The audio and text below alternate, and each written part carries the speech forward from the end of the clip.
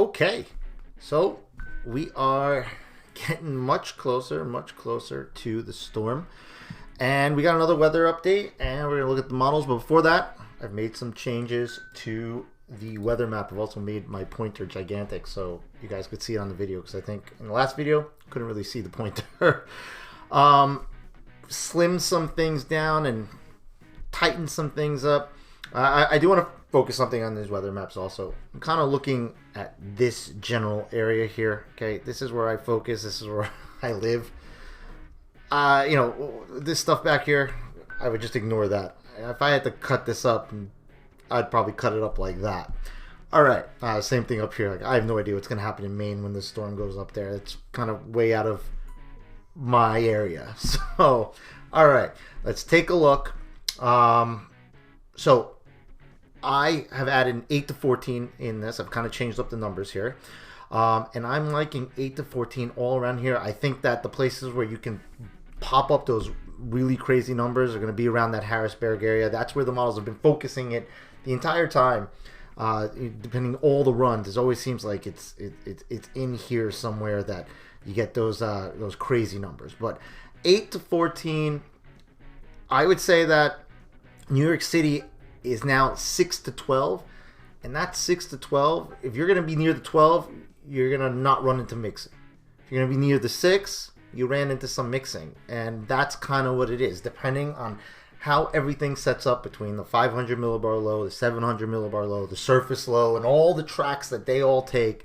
Is going to pretty much say if a warm tongue of air in one of the levels of the atmosphere that we just mentioned sneaks in there, causes snow to melt and then refreeze again, then you get sleet that cuts down on accumulations.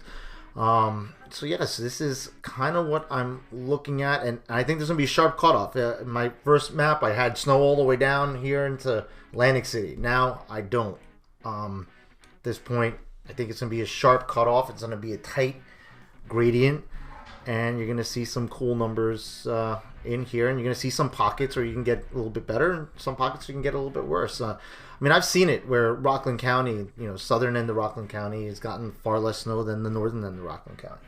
So it kind of depends just on that exact track, and I don't care how many models you look at, you got a nowcast for that. So that's why snow maps are always unreliable. So let's talk about snow start times. So this was tweeted by National Weather Service. So let's just go ahead right down here. 4 p.m. Wednesday. You can see that snow, the heavy, the more consistent type snow, the accumulating type snow starting up here. I'd say this light color is probably like Virga. You might see some snow in the atmosphere. It might be snowing up there, but it's not really snowing, getting to the ground and accumulating.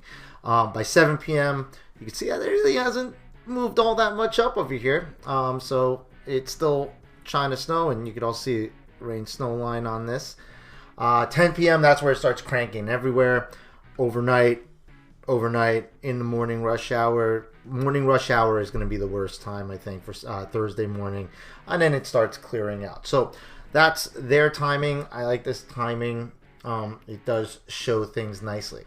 So what we have here is a little bit of a model comparison of the European model and the GFS model. And pretty much the main difference right now, there was some big differences earlier, is kind of the strength of this upper level low. So let's go ahead and take a look at 42 hours. Let me get that to stick there. Having some problems. There we go. This is the European. You see that? It's stronger. It's closed off. It's pretty and cranking. And if you look on the GFS, it looks completely different. It's more strung out. It's not as consolidated, not as robust. So that is one of the big differences. And you see that carry into 48 hours on the European compared to 48 hours on the GFS, even though GFS actually looks a little bit better at 48 hours than it did at 42. And then at 54, you kind of see that at that point, everything is pushing east. So that is the main difference Now the GFS yesterday and a lot of the other days was actually much further south, bringing heavy snows further south. But now it's trying to retreat. Now you have some crazy uncle, the NAM. That model went way further north. So it actually was funny because it seemed like we were having a lot more model consistency a few days ago. And now as we get closer to the event, it's becoming a little crazier. But they are shifting, and I do think that everything is going to course correct nicely. So this is actually the surface panel now of the European, so we could see what that all translated to. And as you can see right here, 4,200 hours. Remember that other panel, the upper level low, where it's positioning. This storm seems to be about the upper level low, the position of the upper level low, the strength of the upper level low. And there we go at 48. And then 54. You'll notice the surface low, not all that strong, 998. That's not that big a deal. Last week's storm, the surface low was much deeper than that. And then you see it jump east, and that's kind of important for the Long Island and New York City crew to, staying snow or getting as least mixing as possible. Is it going like that? There are some models that had this more tucked in, and that pushed this rain snow line into New York City more. And that's going to be the battleground. Like I said, New York City on south is going to be the battleground. I personally think that they should do well, but the city always scares me because it's got its own warm air environment from all the buildings and the cars, the blacktops and so on. So it's always a little odd and hard to pick up on the exact accumulation. So all right, and then that's pretty much it. The storm goes through. So I did mention the NAM, so I figure I will go ahead and show it. And here is again the upper levels, 500 millibar, and you can see the positioning here of where it drives the upper level low.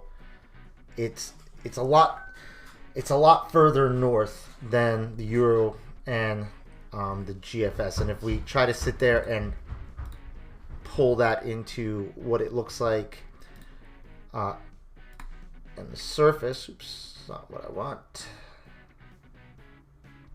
That's what we want. Let's back up a little bit. And if we push this through, you can see where the surface low sets up. Remember, the other ones, they kind of continue going that way. But you could see how it kind of pulls it really close in, tucked in before bouncing it out. And again, that's where you start seeing some of this mixing coming in over here. And even some dry slotting over here. And again, I think that this is just too far north and west. I think the European has got the better handle of it. Let's back up. So it goes boom right there. I'm liking that move more. It seems more realistic. It's also been very consistent. But hey, the models don't make the weather. The weather is going to make the weather. And whatever's going to happen is pretty much going to have to be nowcasted, because this is slight movements depending on the exact strength and location of the upper level low, 700 millibar low, where that sets up. And in fact, if we look at that on the Euro. Okay, I found it. Sorry, I had to pause and come back to it. The 700 millibar low. So this is the temperatures at 700 millibars, but you can see where that 700 millibar low is setting up, because what happens is you have the rotation, and you can have southerly winds, warm air coming from the south, and then it wraps around this way. So you can see that right here. So this is where you're getting really close to having some sort of a mixed layer in there. The upper level is going to be cold, supporting snow. The lower level is going to be cold, supporting snow. But that in between, that little warm tongue that I mentioned, could really sneak in on the New York City and parts of Long Island. You kind of see that, but look, boom, as that moves away, the cold air wraps right back in. So if there is going to be mixing in New York City, Long Island, I think it's going to be parts of Long Island. Certain parts of Long Island, you're going to be mixing a bunch. But over here, I think that this kind of shows you how that kind of evolves as that 700 millibar low sets up and moves through, and then boom, behind it, the cold air funnels back in. So again, a lot of stuff to watch, a lot of little things that can change the forecast. The map here. This is going to be my final call. Might as well. Who knows? Things are going to change. I don't think I'll make any more adjustments. Drawing these things is a little bit difficult and not that fun. But yeah, again, mixing down here, it's going to keep the numbers down more towards the 6. But if you don't get the mixing, then hey, you can get up towards that 12. All right. Hope everyone enjoyed this video. Enjoy, and tomorrow we'll do videos outside maybe when it starts snowing. All right. Have a good one, everyone.